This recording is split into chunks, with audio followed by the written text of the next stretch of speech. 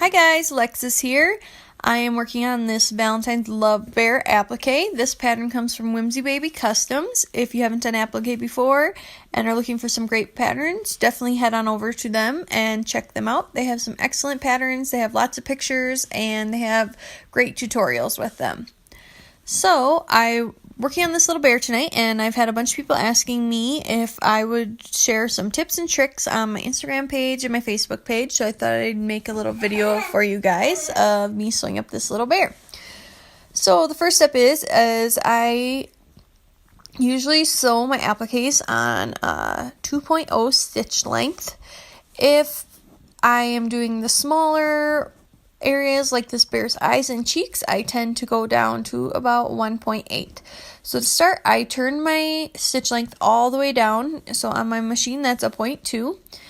And I do a couple stitches at a 0.2. Then I increase it back up, in this case to the 1.8, and do a couple forward and a couple reverse stitches just to make sure that it's locked in place. Then I continue to sew around my little cheek.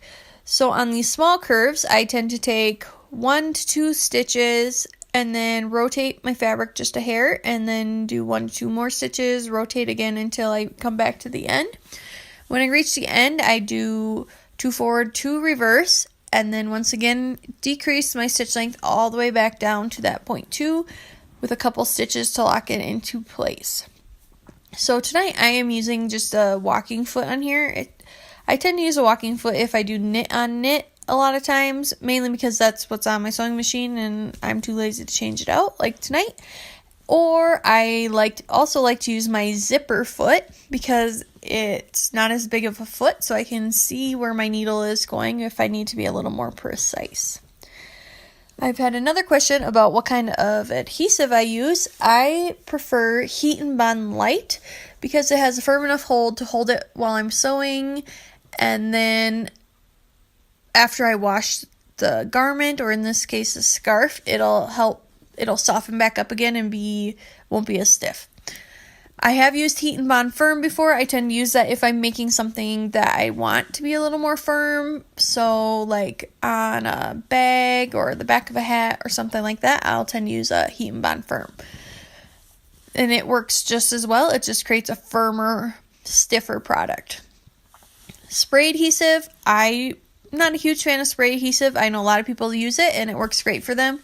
I tend to use it mainly if I have a little piece that doesn't want to stick because it's so small with the Heat and Bond here and there, but I don't use it for my full applique, mainly because I tend to cut all my Heat and Bond at once, iron everything at once onto my fabric, and then I do all my sewing at once. So I have a huge stack of these sitting to the side of my machine right now, and I don't want to lose all the pieces, so I find that the Heat and Bond holds better.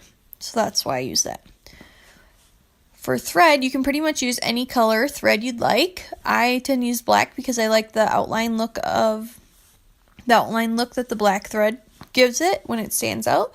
But you're more than welcome to use thread that blends in. If you have a spot that you'd rather have the thread match, you can switch out your thread and do it that way too.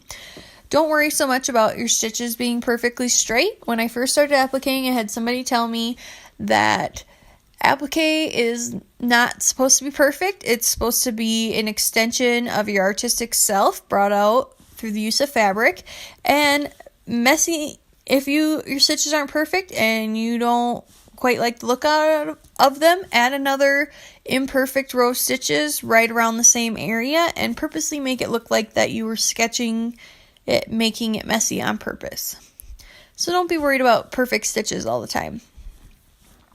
So for threads, tonight I'm using just a basic all-purpose thread in my machine. I have used other threads, so I've used quilting thread or upholstery thread before if I wanted a thicker, more defined stitch line. If you do use upholstery thread though, make sure that you adjust your tension, because otherwise your stitching is going to come out all wonky since it is a thicker thread.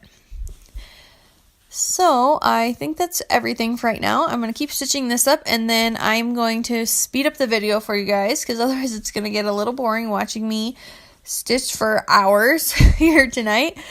So I will be back in just a little bit, and I'll show you guys how I finish up my appliques.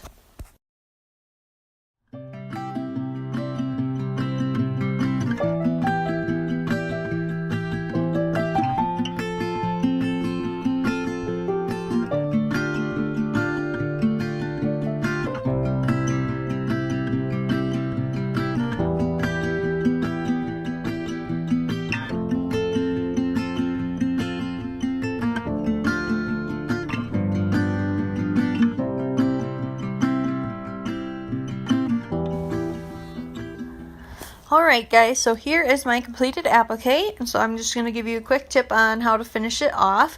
You can just snip all these threads if you'd like, because they are locked into place if you did that setting stitch and the forward and reverse stitch. But I like to do this extra step, especially if I have a bunch of little pieces on my applique, such as this ear, the eyes, the cheeks. So that way through time and wear, I don't lose those stitches and lose my little applique pieces off of my applique. So first you're going to flip your applique over, and you kind of have to decipher this mess on the back.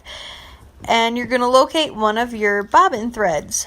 And then you're going to take your seam ripper, or tonight I'm using an awl because I cannot find my seam ripper in my sewing room, which is about normal. And you're going to pull up one of your bobbin threads, and when you pull on it, you're going to see the loop of the top thread coming through.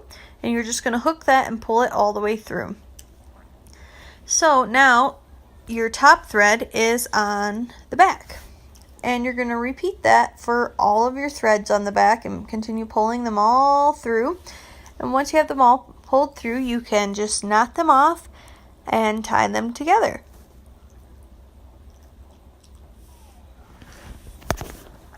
And then your stitches for sure are not going to come out of your garment. So I hope this helps you guys get over a little bit of your fear about appliques. It's not scary. It's a great art form to do. You can add so much texture, use up all your scraps, like these little pieces on the hat here, just some random pieces I found in my massively overflowing scrap bin that I added.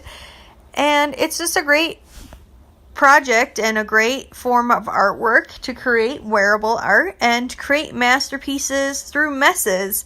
So I hope you guys aren't scared of applique anymore, and if you have any questions or comments, feel free to leave them in the comments section, and I'll get back to you as soon as possible. Have a good night.